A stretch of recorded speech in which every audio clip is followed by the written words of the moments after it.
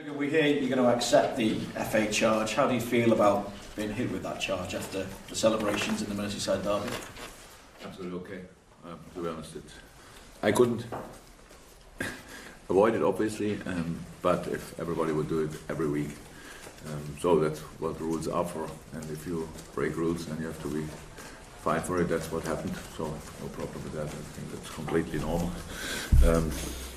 And I said the last time I did it is around about 14 years ago. So in 14 years I'm probably not that quick anymore. So then we'll be fine. The euphoria of Sunday, it felt like it was not just because it was a Merseyside derby, but because potentially it could be a big moment in the title race as well. I don't know whether you guys saw it like that, but I just wonder, with a quick turnaround, what do you do to just try and ensure, minimise any risk that things could fall flat against Burnley? Oh, we are now all long enough together that we know about this specific challenge in a game like the game against Burnley. So it's a really tough place to go. It was always, since I'm in, it was always tough, and so we don't think or speak too much about the game before when we go in the next game. So sometimes things are obviously similar or obviously different, stuff like that. Then of course you mention it, but it's really not like this. We have to make sure that we are ready, and that was clear before the season, that you have to be ready every 3 days, and that's exactly what have to happen now. It's a tough place, I know, but Burnley, about the results of Burnley, but when you make the analyze, and it's how it is. If the situation of Burnley, I think everybody knew before the season that it's a big challenge for them with the European League qualification. That's actually a killer competition. You have to play the complete qualifiers through the pre-season and early stages of the season, and obviously Burnley's squad is not made for that. So that was clear that the start will be a bit, maybe, don't know if it's the right word, rusty or whatever, but it's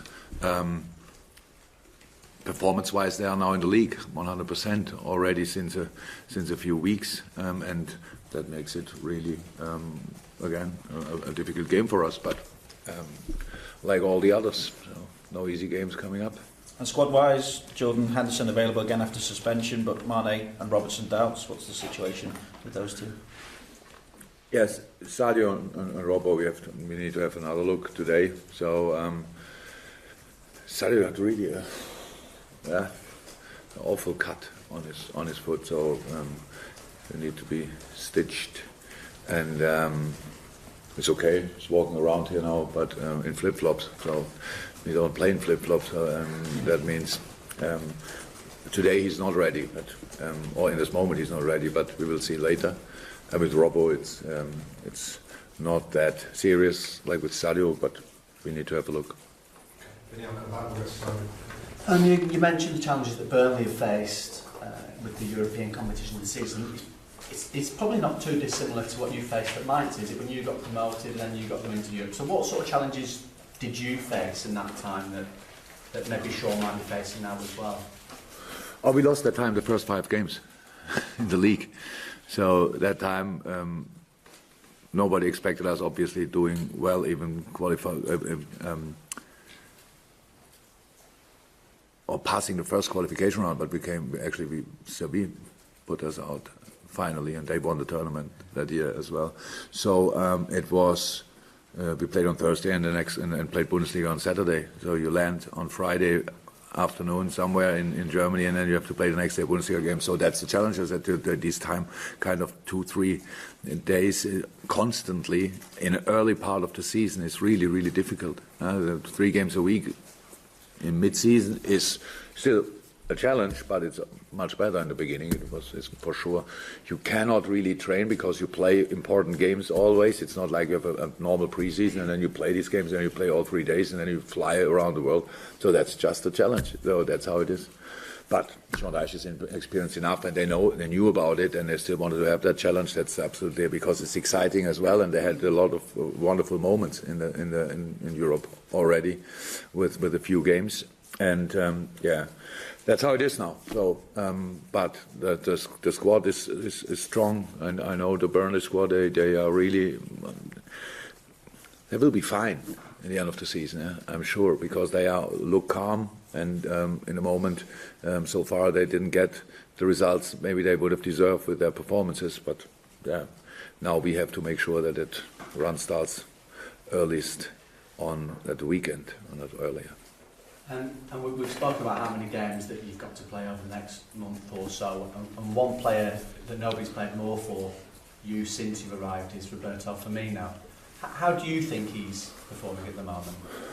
It's absolutely okay. It's completely normal. It's not that that he plays his best football in each second of the game, but he's absolutely just an important player. That's how it is with a player's career. You have these moments where you fly and you cannot really explain it, and other moments where you have to work a bit harder, and then to come again in the moment where you fly. So that's it, and that's exactly for him, and that's the case. So nothing to worry about or anything. It's just a normal football season, and we all have to go through these little holes or whatever, and then everything will be fine again. Especially with him, because his attitude is absolutely phenomenal, and that makes it then of course easier for him. He will never stop.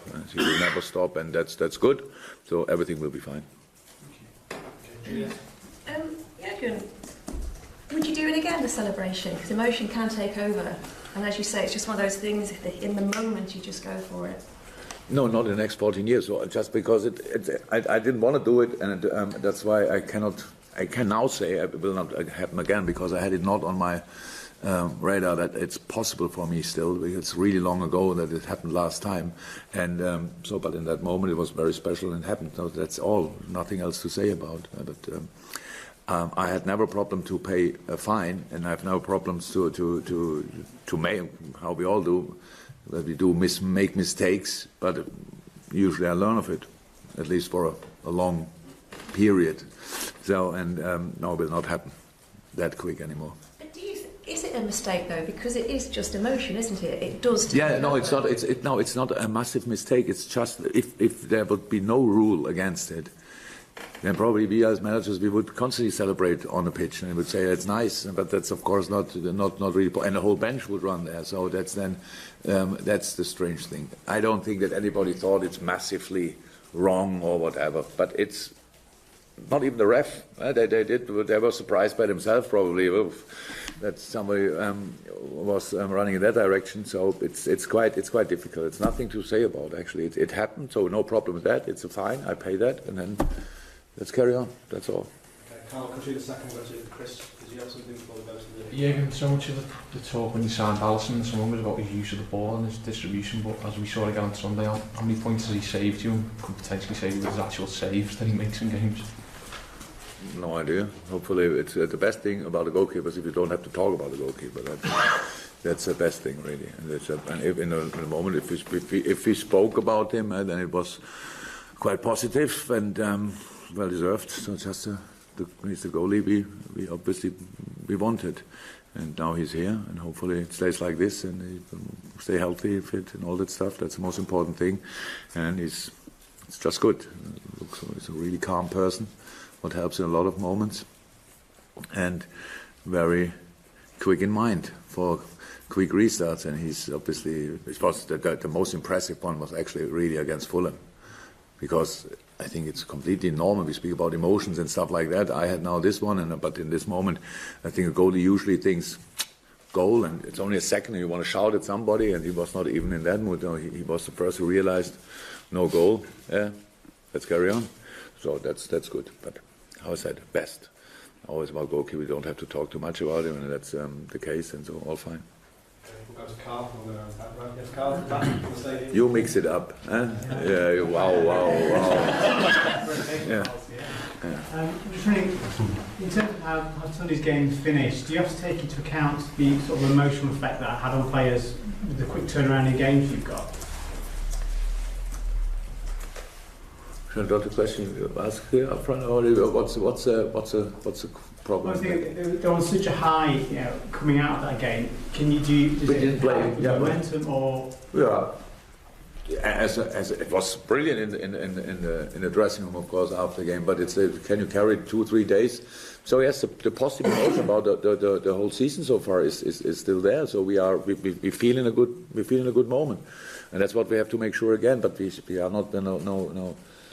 Don't want to blame children, but we're no children anymore. So that we celebrate something like 5 days, and then we realize, oh, we played the day before already another game. So it's really Burnley is a completely different cup of tea, and we know that it's not the first time that we go there. Last year it was the 1st of January. It was so, for me, after the season, it was maybe the game of the season because we won that with a late goal. And after playing the 30th of December, going to the 1st of January to Burnley at the match day actually, and we played at 3 o'clock I think, so it was weather was not too nice, so it was a really rough day, and winning a game like that gave us a lot last year, really, in the early stage of the season, of the second part of the season. So, but now we have to be ready. There's nothing negative in winning late against Everton, to be honest. From our point of view, why should we do it now? Should I be concerned now that we would struggle to realize that Burnley starts with 0-0 again, and we have to fight another 95 minutes? I cannot. I would think that's disrespectful if I go to my players and tell them that. So we have to be ready. That was clear. 38 times in the league, and as often as possible in all other competitions. So that's it. Anything else, Kevin? I think I was David. If you've got anything now, Glenn? Anything from you? Jürgen, where's Ryan Brewster at in his recovery? Not that close that we have to talk about it now. He's here around. Our boy gets the best treatment he can get, all that stuff. But it's not that he will start tomorrow or next week. So there's still a lot of work to do. Anything else, Neil? What do you finish with? Just ask about Origi. Is that a bonus for you to have? Suddenly you've got another striker of quality available for selection. I mean, he wasn't here last season, but he's shown that he can still be an option off the bench or in games. Yeah, it's always up to the players, of course. It's nice. So I would never speak here about it probably if there would be something to criticize on attitude or whatever with the boys, but actually there was nothing to criticize. Devok and Dom Solanke, both are, of course, not in the most fantastic situation in a squad. If you train day in day out and do everything what you have to do, and at the end you are not picked for the squad or not for the first lineup and stuff like that, it's not easy. But it's a wonderful example for make yourself ready for the moment. Make yourself ready for the moment, and then everybody has opportunity and the possibility to shine if you want. It was such an important thing. It's so nice. And that's football as well. So sometimes things change in a second in the wrong direction, and sometimes they change in the right direction. I don't know exactly how long he played, 10 minutes or so, maybe a bit longer, 3 really, really good situations in that short time. The run on the right side with a good cross for Daniel, a bit unlucky, and then the crossbar and the goal. So that's, of course, it's nice. It showed only that he was really ready and he wanted it and he deserved it, and so it's a really nice story. Jürgen, we hear that you know Ralph Hasenhüttl, is that right? That was not bad for it. Say it again. It's the first time I've said it. Hasenhüttl. No, Hasenhüttl. Hüttl. Okay. No, Hase is the rabbit. Right. Yeah. Okay. Hüttl means nothing. I just wonder, you did badges with him as well, and now he's obviously taken over at Southampton. His philosophy is likened to yours. What can you tell us about him? What's he going to bring to English football? Tall guy, another tall one, and good guy as well. Yes, very lively football, very aggressive, pressing. Oh, yes, it's actually lively approach, I would say. So that's it. It's really a good guy. So good, and Southampton, obviously, how I heard, a nice city. So sounds like a win-win situation.